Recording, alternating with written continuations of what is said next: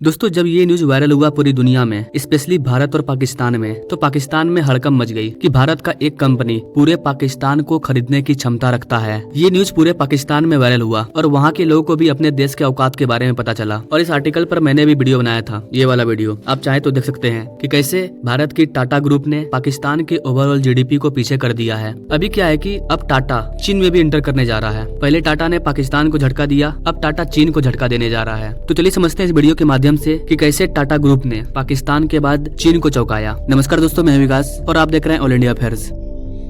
Now business standard की आप ये आर्टिकल देख सकते हैं। India's first spy satellite made by domestic private player set for launch. Tata के द्वारा स्पाई सैटेलाइट को बनाया गया है। ये सैटेलाइट हमारे लिए कितना इंपॉर्टेंट है, कितना खास है, कैसे ये दुश्मनों के छक्के छुड़ाएगा, चलिए आपको बताता हूँ। बताया जा रहा है कि ये भारत की अब तक की सबसे एडवांस सैटेलाइट है और इसमें कई एडवांस इक्विपमेंट का यूज किया गया है। यहाँ तक कि ये भी बताया जा रहा है कि अपने इसरो के पास टाटा के द्वारा बनाए गए इस सैटेलाइट को लॉन्च करने के लिए कोई लॉन्च व्हीकल भी नहीं है जो कि इतने भारी भरकम सैटेलाइट को ऊपर लेकर के जाए, क्योंकि इस सैटेलाइट के अंदर कई जासूसी इलेक्ट्रॉनिक चीज, जासूसी इक्विपमेंट लगे हैं जो कि अंतरिक्ष से दुश्मन देश के बारे में जानकारी प्राप्त करेगा। और मल्टीपल एडवांस टेक्नोलॉजी लगे होने की वजह से इसका जो वेट है वो काफी ज्यादा हो गया है। और इसीलिए बताया जा रहा है कि अब इस सैटेलाइट को एलन मस्क का जो स्पेस एक्स है वहाँ पर से इसे लॉन्च किया जाएगा, भारत के इसरो में नहीं। तो जाहिर सी बात है कि इस सैटेलाइट को लॉन्च करने के लिए हमें स्पेस एक्स जाना होगा, अमेरिका, एलन मस्क के पास। तो आप सोच सकते हैं कि ये सैटेलाइट कितना खास है। और इन्हीं सारे कारणों की वजह से चाइना भारत के सैटेलाइट से नाखुश है, क्योंकि चीन ने सोचा नहीं था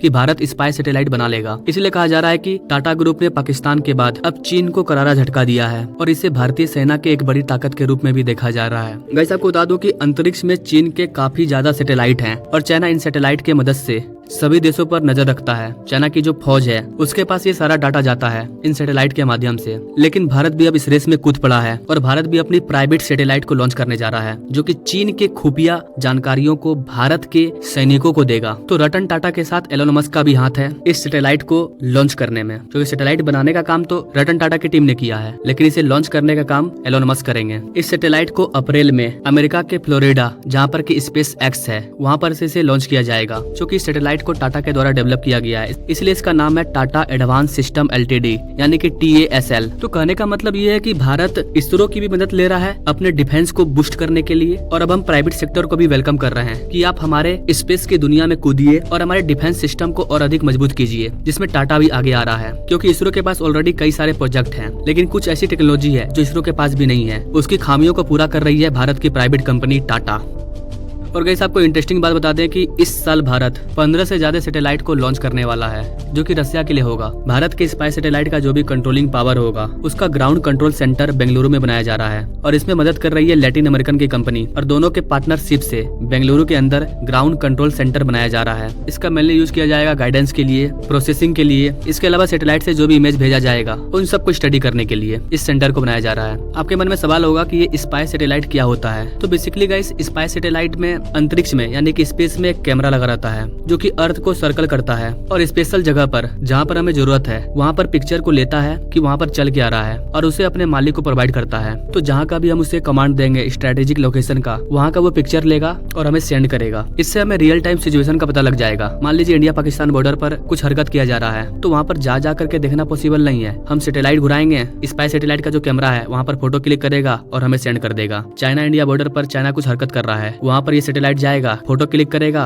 और हमें सेंड कर देगा। और इस तरह से हम करंट सिचुएशन के बारे में जान पाएंगे कि हमारे एरिया में, हमारे आसपास के बॉर्डर में क्या हो रहा है। तो ये जो स्पाई सैटेलाइट है ये काफी एडवांस होता है, बहुत ही इंपॉर्टेंट गैदर इन्फॉर्मेशन को ये जुटाता है और हमें प्रोवाइड करता है, जो कि हमारी आर्मी और हमारे इंटेलिजेंस के लिए काफी इंपॉर्टेंट होता है। इसका एक और फायदा होगा कि मान लीजिए कोई देश है, वो बोलेगा कि आपका स्पाई सैटेलाइट स्पेस में मौजूद है, तो आप हमारे देश के आसपास जो हरकत हो रही है उसकी फोटो क्लिक करके दीजिए, तो हम यहाँ पर बिजनेस भी कर सकते हैं उससे। उसके लिए हम उसे चार्ज कर सकते हैं। और पहले भारत ऐसा ही करता था। इन सारी चीजों को जानने के लिए हमें रसिया पर, यूएस पर, स्पेशली यूएस पर हमें डिपेंड रहना पड़ता था इन सारी जानकारी के लिए। तो मेनली अब जो भी बॉर्डर पर हरकत होगा उसका हमें पता लग जाएगा पहले से ही और हम अलर्ट हो जाएंगे। तो ये सैटेलाइट भारत के लिए भी बहुत जरूरी है, चाहे वो बांग्लादेश का बॉर्डर हो, पाकिस्तान का बॉर्डर हो, चाइना का बॉर्डर हो। इन जगहों पर बहुत ज्यादा हरकत होता है जिसका सरकार को, हमारे देश के जो इंटेलिजेंस ऑफिसर है उनको कुछ पता नहीं चलता है। लेकिन अब ऐसा नहीं होगा, अब ये सैटेलाइट तैयार है जो हमें पूरी की पूरी खबर देगी। आई होप कि गाइस आप समझ पा रहे होंगे कि ये जो स्पाई सैटेलाइट है, ये हमारे लिए कितना इंपॉर्टेंट है, इससे कितना भारत को फायदा होगा।